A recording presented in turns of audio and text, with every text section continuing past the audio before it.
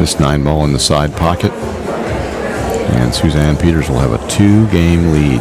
First, my parents had a pool table when I was younger in the basement, and my brother and I used to play snooker. I had no idea what I was doing because I was young. And then I did not really play pool until I went to Mohawk College and I was in the Arnie. These guys that were on the table next to me asked me if I played pool, and I said no. They showed me this game called 9-ball, and next thing you know, I fell in love.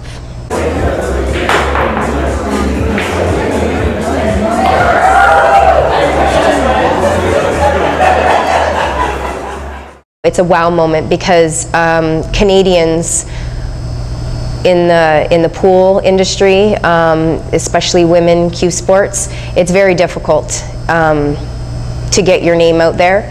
And we have 4 women now in the top 32 of the WPBA, and that is something, you know. And it's finally, I think, going to put Canadian women on the map. Never mind just women in cue sports. This is my playing cue. We have a playing cue and a breaking cue. So this is my Lucasi playing cue, and this is my Lucasi breaking cue. It has a different tip for breaking, and it's thicker, and it's just, I just love it. Really, you can make money, but you can't, at the same time you don't make money. Myself, I don't make money.